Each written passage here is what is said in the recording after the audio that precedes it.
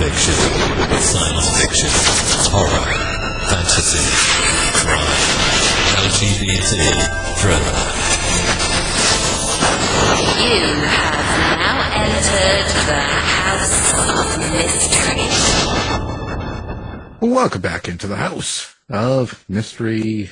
I'm Al Warren. We've got Joe Goldberg in the room. So I'm in the house. I'm packing, getting ready for BoucherCon. Oh, I think our guest is going to be at BoucherCon.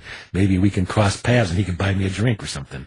You know, notice how I did that. He can buy me a drink. yeah, he's buying you a drink. Well, you can buy more than one. He knows you.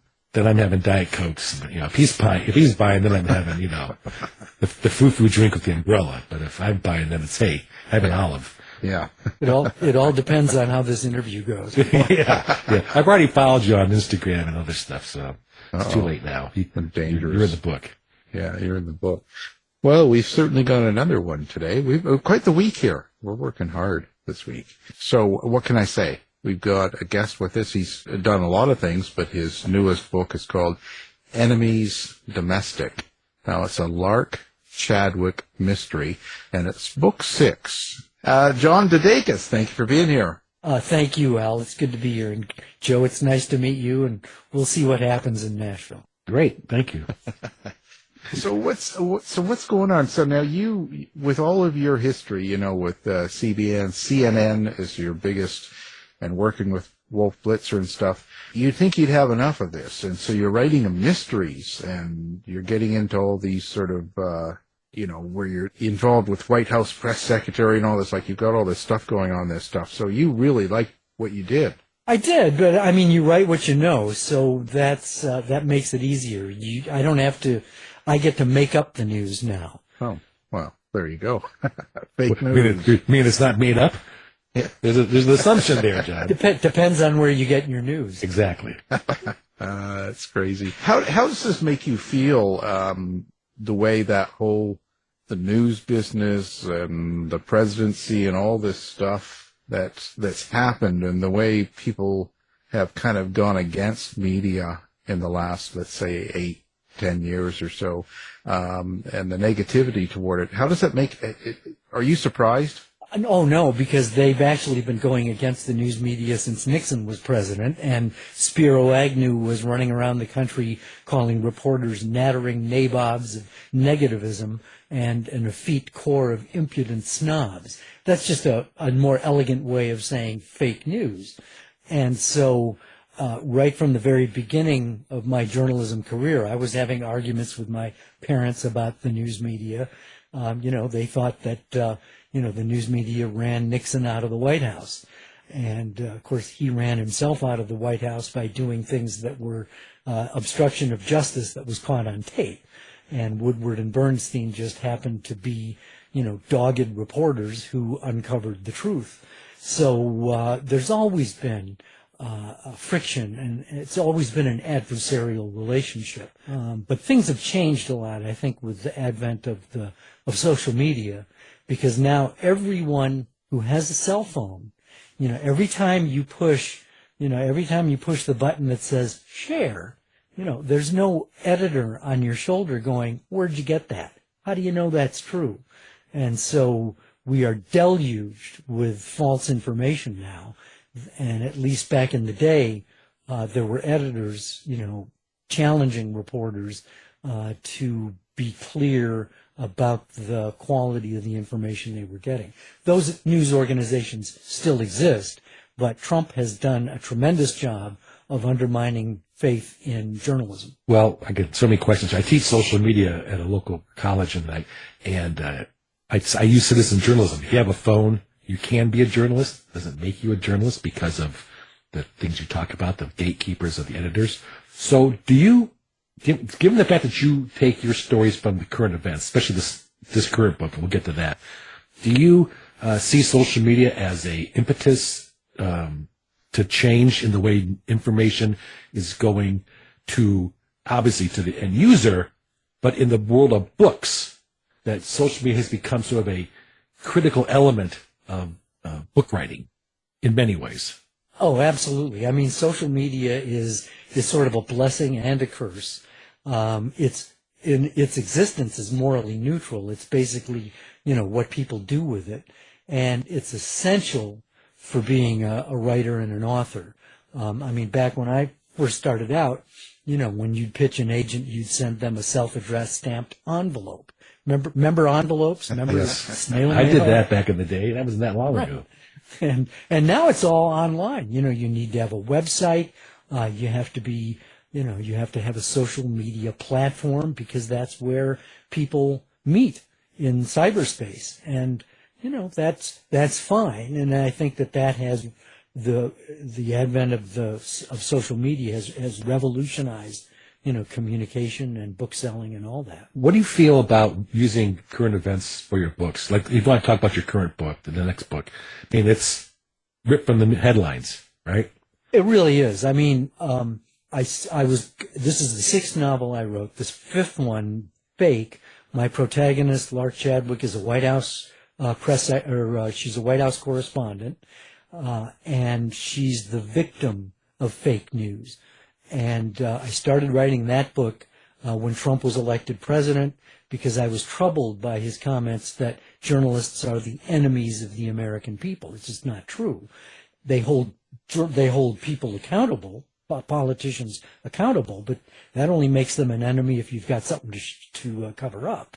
So I wrote it to give people an understanding of what goes on behind the scenes, especially when my protagonist is a victim of falsehoods. So fast forward to Enemies Domestic, I was going to go in an entirely different direction, and then the Alito abortion decision leaked. Lark, at the end of Fake, is pregnant, and so Enemies Domestic picks up just a few months after Fake ends, and I wanted to put her in a post-Roe era, and yet she's ambivalent about becoming a single mom. The dad's dead, and she becomes White House press secretary, and on her first day on the job, the first question that she's asked comes from a reporter with an agenda who asks, are you or are you not planning to abort your unborn child? And so that launches, that question propels the book forward. And as we go forward, we have a president who becomes a dictator, and it really is ripped from reality. In fact, there's a line in there that Trump stated, when he declared his presidency, his candidacy, where America, I am your retribution and your vengeance. That's in the book, and it's from Donald Trump, although I don't name him as the source. Don't you feel a little bit? Well, I guess that's not even the way to say it, but when you're touching off such controversial situations, and so close to real, what kind of feedback do you get? Do you get any sort of negativity toward that? Haven't yet. I won't be surprised if it happens. It's abortion is certainly a nuanced and emotional issue. So is dictatorship. This election is really an election between totalitarianism and democracy, quite frankly, in my opinion. So blowback is certainly a possibility. I've tried to present the abortion issue, though, in a way so that no matter where you come down on the issue, I hope you'll see that your position is fairly represented, because it is nuanced, and it's not a black and white slam dunk easy decision when a person is in the middle of it. And that's the freedom you have as a writer by creating characters who are wrestling with real issues. So far, the feedback has been great. A lot of 5-star reviews on Amazon. But I don't know, maybe we can get the book banned, and that'll help sales as well. Yeah, we're gonna work on that. We'll get you some feedback here. Boy. Okay. We'll get them going. What is your relationship like when you were talking about your main character Lark and some of the others? What's your relationship with her? Like, how do you see that? How would you describe it? It's like family, daughter, friend. Where do you put that? Oh man, I would say Lark is my alter ego. She's very much me. It's just she's got a skirt on. I don't wear skirts. She doesn't like them either. Well, I've got pictures. Yeah. You can have mine. That's true. The CIA knows everything. Yeah. That's the FBI, man. FBI. But no, Lark is very much based on me, and I'm able to write a female character primarily because I think emotions are not gender specific. We all have the same emotions. It's just that, in my experience, it's the women in my life who are more articulate about their emotions and they're more willing to share them. And, I've had plenty of beta readers who are women who give me the feedback I need to make Lark more authentic. Well, that was actually sort of my question about writing the female character, because I'm doing that myself. In fact, I'm writing a female journalist. Yeah, and I have journalist friends, I've talked to them, but what are the characteristics when you put a female journalist and journalists together? What is the key core characteristics of them? What drives them? Ooh, that's an excellent question. I think based on my experience and the women I know in journalism, a lot of it is you're fighting sexism. And so, a lot of it is you're on the defensive. I mean, women, I think, in general are on the defensive, and guys don't quite understand that. And I think with women, it's in journalism, it's even more so. You really have to prove yourself. You've got to be careful that you're not, being backed into a corner where, you have to give out sexual favors in order for advancement. And so that means you have to work extra hard to be, as good as the guys. I don't know if that's I think the essence of it. Yeah, I appreciate that. Thank you. Right. See there, Joe, you don't have to put out anymore. Well, I started writing that, but those are, and this is maybe a question too, is some of them are hit in the face, abortion, dictator issues. We know those. But how do you write those subtext issues, the sexism, maybe the racism, maybe the isms that probably help fuel your story underneath? I think a lot of it just has to do with the relationships I've got, the conversations that I have with people, just being aware of, what it's like to be a woman in America. And so, and then I think a lot of the subplots that I use in my novels are usually things that I'm wrestling with at the time as well. My fourth novel, Bullet in the Chamber, my son died of a heroin overdose in 2011. And so the subplot deals with the collateral damage around, when a loved one goes missing and then is found dead. So it was a catharsis, it was therapeutic, and I think it also deepened Lark's character at the same time. Are you thinking about your subtext then? Is this something that you have in your mind as you put together the book, or is it something that comes more, let's say, more organically? Both. I think that often, like, for instance, Fast Track, my first novel deals with suicide, and it was written, 10 or 15 years after my sister killed herself in 1980. And so I knew that was an issue I wanted to explore, but I also discover that as I'm writing, I'm much more sensitive to the things that are going on around me, and it's not a stretch for something that I saw in the news that day, to show up, in a piece of dialogue or something like that. It's both. But when you're living it, it's a very important subject because it's part of your life, and so you do know a lot of it, and you can express feelings. But when you put that on paper for the world to see, and you release it in a book, does it make you feel a little bit vulnerable? Make you feel a little bit uneasy? No, not really, because it's not really you. It's the characters. I'm working on a memoir now, and that's a little dicier because it is me. And there are some things that I'm not particularly proud of about myself that I'll be revealing. Whereas in fiction, you can camouflage a lot of the capital T truth details, and you can, make up small t truth mosaic tiles. And so it's not necessarily as vulnerable. Right. Plus, you can also decide an outcome. You can also make sure there is some sense of justice in your mind of when you're writing a story that's like this, rather than what happens in real life doesn't always go the way it should, right? So Exactly. Yeah, the life is not necessarily as neat and tidy as we can make it in fiction. yeah, but you shouldn't be worried about them seeing you in a skirt. That's Yeah. just saying. Just saying. Yeah. Yes.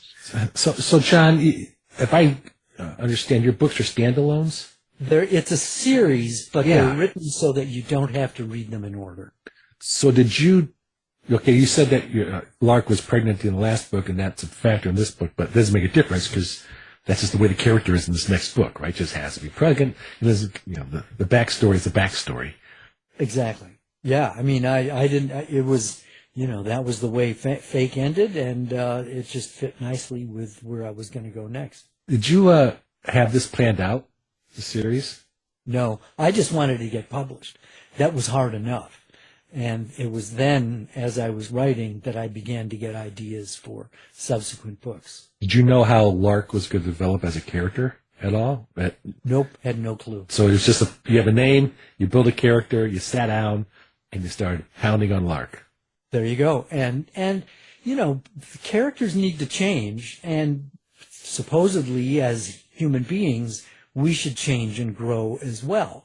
And so that was, I guess, my first novel was published 20 years ago, so arguably I'm a different person than I was, and maybe even a better person than I was. And Lark is also struggling.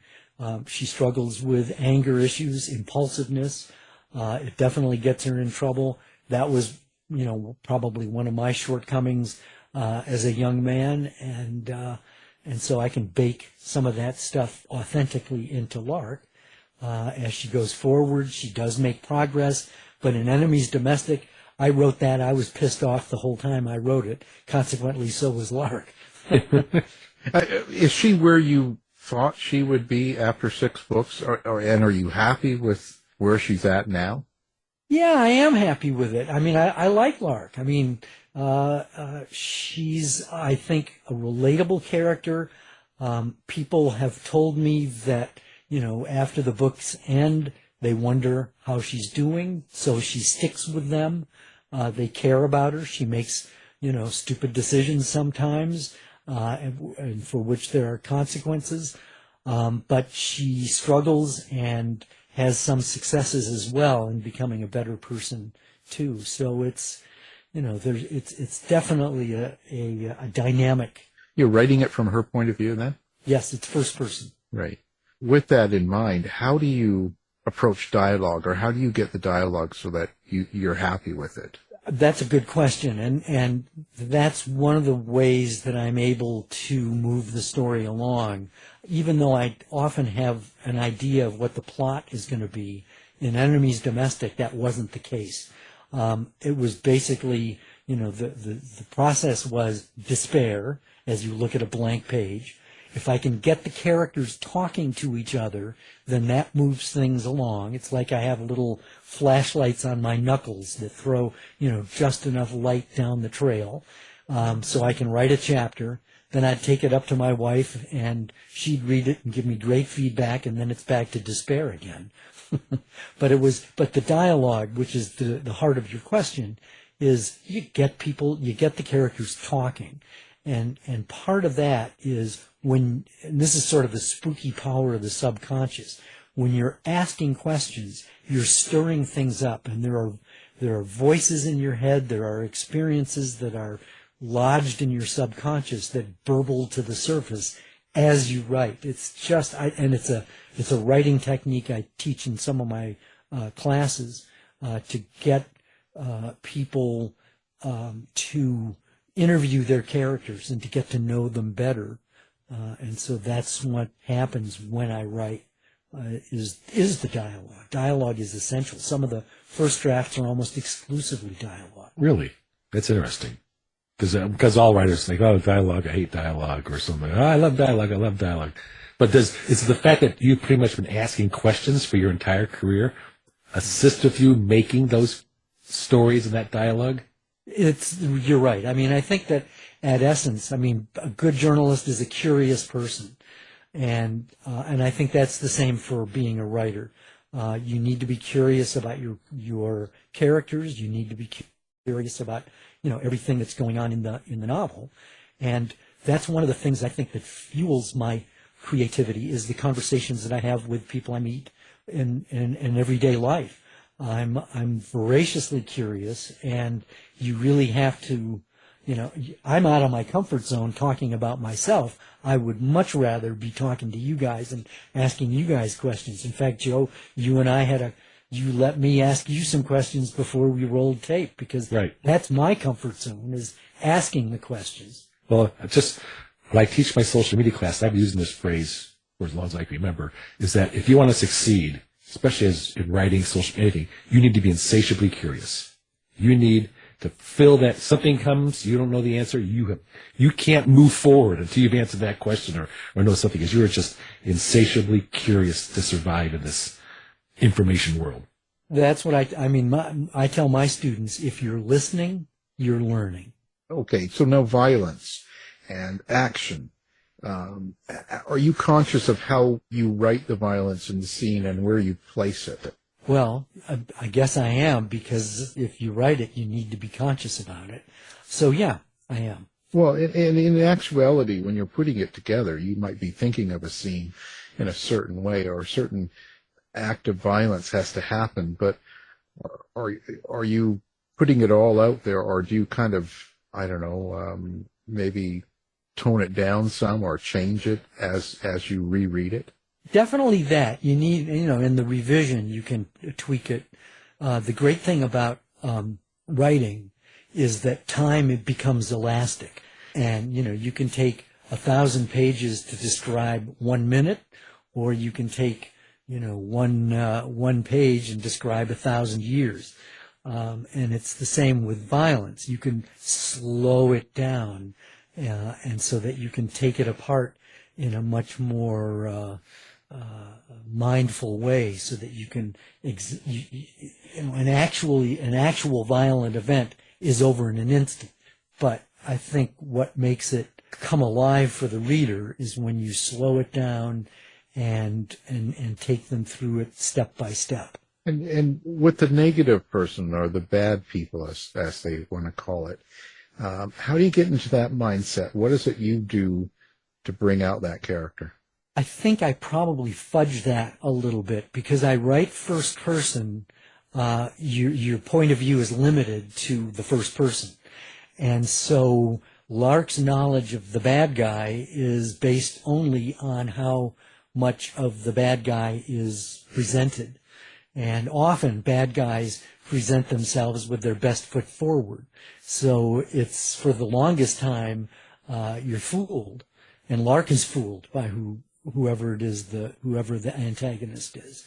And it isn't often until the very end where we get a sense of, what the motive was. So I think that if I wrote third person, and if I wrote in multiple points of view, I'd probably have a better handle on my antagonists. Often I do interview them just so that I get a better understanding of them. But a lot of that doesn't necessarily come out on the page, because Lark isn't privy to that as the story unspools. Well, I'm fighting that battle right now. I have a first person, but I've decided to stick in third person chapters. But I don't want my first person to know more than sort of the reader does, and that's just sort of, it's a wall, and I can't help it. If I have those third persons ones, I am their perspective, and we're seeing stuff she's not seeing. And make sure that those different chapters are signposted so that we're clear as the reader as to whose head we're in. Right. When you teach writing, what do you think of that? I mean, you're a writer workshop guy. Tell me what you think about multiple POVs. Oh, I think it's excellent, because we get to be in other people's heads, and we get to see a lot more. And sometimes, we can see what the protagonist doesn't see. And so there's that element of suspense. And so I'm fine with that. In fact, my second novel, I started to do that, and my agent says, no, you didn't do that in the first book, so you need to write the second one and the subsequent ones, sticking primarily just with first-person point of view. And so I painted myself into a corner and had to do a major rewrite in order to, get everything so that it was just what Lark saw. But yeah, I'm fine with multiple points of view as long as it's clear whose head you're in. I think that creates the best in suspense, but it really does. So when you're interviewing your characters and stuff like that, and you hear their voices and that, do they start taking over the story and take it places that you don't expect?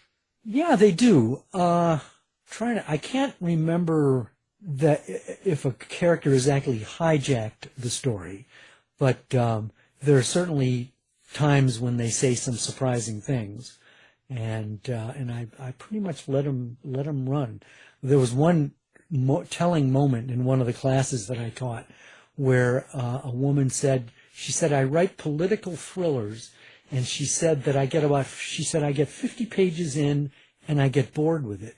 And she said, after taking your class, I realized that what I'm doing is that I'm imposing plot on the characters. And she said, I'm now at a point where it seems a better approach is to let the plot emerge from the characters. Yeah. And are you hearing these voices while you're driving and stuff too, or? Sometimes. Yeah. He said that's the voice of my characters, right? Yeah, sure. Yeah. That told me to do that. Okay. Yeah, that's crazy. And what are you getting out of writing yourself? What does this do for you? How do you come out of each book differently? Ooh, I don't know if I've ever really thought about that. Well, it's got to have an effect, I would think, especially when there's a lot of personal in it, and you got to have some growth. Do you know what I mean? Because you're living through your character in a way for the whole time it takes you to put the book together. Right, and it does take me a long time. And there's writing. I'll put it this way: writing for me is its own reward. Just being able to come up with something that, when I look back on it, I'm proud of. That it really seems to have held together. A lot of the beta readers were fooled; they didn't figure out who the bad guy was. That's always a relief. So there's a certain degree of satisfaction. It's not a get rich quick experience, that's for sure. God, you know this. There are probably 20,000 books a day that are published. To bubble to the top is like getting hit by lightning, and so it's its own reward. And how am I changed? I guess I write more efficiently. I'm less prone to, make mistakes in terms of plot and pacing and things like that. But it's its own reward. I keep coming back to that. Now, John, we interview a lot of people, and we ask them what they are, what their books are, and they say, I'm writing for entertainment. I want my readers to be entertained. And that's standard. But I go to expand on Al's excellent question, which is, do you consider yourself a storyteller? Not really. I am, but if one of my kids, when they were little, would say, tell me a story. Oh man, I couldn't come up with anything that was, was any good. So steal from the Grimm. It's just, they want to know. Yeah. But what as a journalist, you cover controversial issues. And so trying to find meaning, I think, is sort of at the core of what I would do as a reporter. And I think that's what I'm doing as a writer as well. I'm tackling issues that are complicated, they're controversial, and I hope people come away with a better understanding of whatever it is the issue is. Sure, entertainment is part of it. You want them to be on the edge of their seats. You want them to be engaged with the characters. But I'm really tackling, bigger themes, suicide, drug addiction, abortion, white Christian nationalism, mental illness is a big factor in Enemies Domestic. And so I'm really trying to get people to think deeply about important issues. So it's not going to be a Broadway musical. Your books will not be turned into Broadway musicals. or comedies. Comedies. Right. Well, we could do that. We could make that. Nice. Well, hey, there's a question now, and John, do you have humor in your books? These are deep topics. These are dark. What's your use of dark humor or comedy. Oh, sure. I mean, I think I've got a sense of humor. I mean, I did stand up when I was younger, and I love to laugh. And Lark's got, a sense of humor. There's a scene in Bullet in the Chamber where it's the White House Correspondents' Dinner. And, she hates these dress-up things. And so she's there, and it's the red carpet thing. And so, C-SPAN is saying, oh, and, who are you wearing? That's the fashion question. And Lark goes, Old Navy. Well, there you go. Yeah, it's a real knee slapper, I know, but no, it is. No, it can't be a total joke, and it's got to be more of a, laughing at yourself in a sense. Self-deprecating. Oh, absolutely. Sure. There's plenty of room for humor, because you can't have it be dark, constantly. You've got to have, high tension, but you've also got to be able to take a breath. You got to be able to laugh. That's life. And that's what I try to capture. And so when you're putting together this story, do you ever find yourself drawn to people you've actually met or seen or interviewed maybe or talked to throughout your career in politics and CNN and reporting and stuff? Do you ever find yourself using another person's personality in some way? Well, I mean, Wolf Blitzer has made a couple of appearances, but, heck, I used to write for Wolf Blitzer, so I know, I put words in his mouth.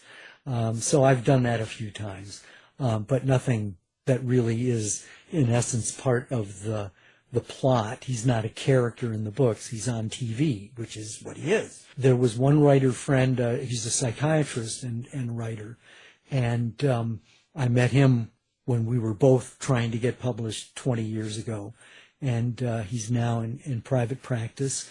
And so actually Lark interviewed him as she was trying to get a handle on, what kind of a person could have done this thing. And so Paul Dobransky allowed Lark to interview him for the book, and so some of his answers appeared there. So yeah, I've done that, I guess. Being a series, are you, or do you have a system that you've managed to keep track of the characters that carry throughout the series? Not in any disciplined way. In fact, a couple of people have noticed that one character is portrayed one way in one book, and then her personality is almost has a personality ectomy in the next book. So I think there have been a couple of times where I've dropped the ball on that. I just hope people don't notice too much. And because look, the first book I mentioned came out 20 years ago. The actual amount of time in the series that passes is maybe 5 years. So you have to start suspending your disbelief about the characters and how they age, and what historical things were going on in their backstories. And with the series, have you got this mapped out, like beginning, middle, and end, and where it's going to finalize, or is this just you're hitting them as they come? It's just as it comes. I have an idea of what the next book is going to be dealing with, because I left that as a cliffhanger at the end, and but I've only started just thinking about it. I'm in procrastination mode right now, and but no, I have no idea where it's going. Yeah. I always wonder that, because some people are so organized. So you're not really an outliner per se per book either. Well, I am, but I'm not. I mean, Jeffrey Deaver he's anal about outlining. I mean, he doesn't even decide to do a book unless it fits together in an outline, and then he just meticulously goes through it. I like to have an idea of where it's going, but I generally discover as I'm writing the book that I hadn't thought it through as completely as I thought I had. And so very often I'm just writing seat of the pants in order to get from, one point to another that I hadn't thought about clearly enough. How do you teach that in a seminar or a workshop? Well, there's actually a class I teach on writing seat of the pants versus planning. And I think that the seat of the pants approach works for planning as well, because I think the goal is to be a plantser. Yeah, planting, that's what I call it. Yep. Yeah, to do both, because then you're less likely to have writer's block, because writer's block will freeze you up because you're afraid to make a mistake or you're just stuck. And, the goal is forward momentum. Ooh, there you go, Joe. Now you know. Yeah. Well, he's right. Of course he's right. He's John. So you never come across any sort of a block or a problem with not feeling comfortable with, let's say, a direction a story is going in or the way a character goes. Do you ever have those sort of issues? Well, those are two different things. Not being comfortable in a direction it's going, sure, I've had that. Being frozen and afraid to go forward, not so much. There was a time, this goes way back to when I was in radio, probably in the mid-'70s, and I was working at a radio station in Madison, Wisconsin, and had to bang out a newscast every hour. And I was the slowest frickin' writer, and I just couldn't put a sentence together. And so the station was in the middle of the boonies in a cornfield, and I remember going out it was at night, and I got down on my knees and I prayed, and I said, Lord, help me to write well and fast. And it was like even the prayer needed editing, because I wasn't telling God to make me, to answer right away. I just wanted to be able to write well and fast. And I went back inside and I banged out the newscast in record time, and I've never looked back. I've never had real serious writer's block since then. Right. And what about doubt? Self-doubt? Oh, well, doubt, that's life. There's plenty of room for doubt. But that's not the same as writer's block. No, but it can intimidate you in the sense of when you're doubting and you're not 100% sure of something, or even less than that, 70% sure. Whenever there's a line, where's that line drawn to where you go ahead anyway to the doubt line? I think you just said it. You go ahead anyway. And if the doubts are real, that'll be obvious, and you'll be able to fix it in the rewrite. I think people forget that the first draft isn't the last draft, and you're free to make all the mistakes you want in that first draft. I mean, there was a point where I was writing, I think it was Fake. For the longest time, I hit a wall. And I finally wrote in all capital letters, Russia does something provocative here. And then I moved on. I figured I'll figure out what Russia does. And as I was writing, I figured out, oh, that's what Russia can do. But I didn't go back and fill it in. I just kept writing under the assumption that Russia had done whatever Russia did. And then in the rewrite, I, shored things up. But again, I come back to forward momentum. Get that, keep moving forward, keep having fun with it. And if there's something that does cause you to have doubt, analyze it. Why am I doubtful? Maybe think onto the page. That's another way of doing it. You're doing forward momentum, but you're also thinking as you're typing. And maybe do that in all caps. So, this sucks. It doesn't make any sense. What can I ever do? And, write that onto the page, because you'll eventually gain traction, and then you'll go forward again. Yeah, I do that. I do exactly that. And I call Do it, you really? I do exactly, big red, capital letters. Yeah. Move on. A lot of times I write ugh to remind myself this stinks. Beside the ugh, that means even I hated it when I wrote it. Right. And I've done that. I've done that too. And then I went back and in the rewrite I went, well, it wasn't so bad.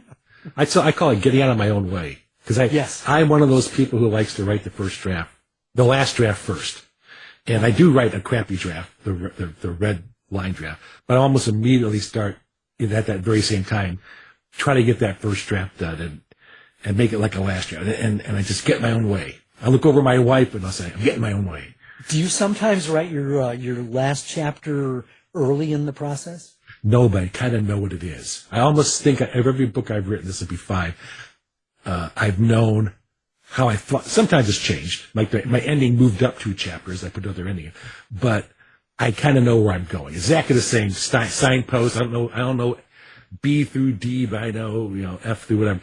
But the ending, I may not have written it, but I know kind of where I'm going. It's the kind of thing that saves the day. Right. Do you think we should, right? Try to actually write it before you? Oh, I wouldn't say should, but I've heard that that's a good way to give yourself something to work toward. I know writers who do that. I don't believe I've ever done it. I don't think there's a should or an ought there, but I think that that's valid. Actually, I take it back, because the book I'm writing now, because it's so new, because it's first-person female, I'm a third-person espionage, blow them up, shoot them up, be a spy guy. I think I actually did. I think I wrote the last chapter way before I was halfway through. And I bet you it changes. It did. Oh, it will. It will. But it'll change to fit the red herrings and the storylines I put together. Right. Get there. Yeah. But the setting kind of thing, and it's a good technique. So I'm glad you at least have some opinion on it, because you're a professional workshopper and a professional editor. This is true. Yeah. Well, there you go.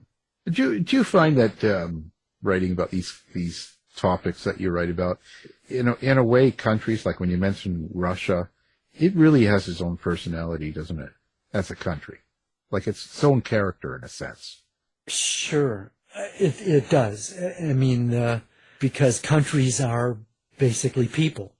The leader, the people, the populace. It's true for every country, and so that countries can be characters as well. Yeah, I always feel that way. Setting can be very important as well. I find that I write more about settings where I don't live anymore. I'm not necessarily writing about them while I'm there. It's interesting, eh? Yeah, it is. It's sort of a memory thing. Yeah, just in perspective of something. Well, listen, so are you big on social media? Do you have a website? Do you like fans and readers to interact with you? And if you do, where? I do. I have a website, johndedakis.com, JOHN, D as in dog E, D as in dog A, KIS as in Sam.com. They can find out all about the classes I'm teaching, the books I've written. They can get in touch with me through there. I'm on Facebook. I'm on LinkedIn. I'm on X, but I don't really like it. Yeah. Instagram. Stand in line. Yeah. Yeah, really. I'm on Instagram, but that's pretty much linked to my Facebook page. So Facebook is probably my main one. I think it's a pretty dynamic site, and you can reach a lot of people on social media. Yeah, they're all good, Well, we're going to have all of that on our website. People will be able to find it easily, one click, and they've got John. So we appreciate you being here in the book. Thank you. Enemies Thank you. Domestic, Lark Chadwick Mysteries, Book 6. So we're glad you came by, John DeDakis. Thank you. I'm glad too. Thanks, Al and Joe. It's been great talking with you. Thank you. This has been a production of the House of Mystery Radio Show. To find out more about our show, guests, or hosts, go to our website at houseofmysteryradio.com.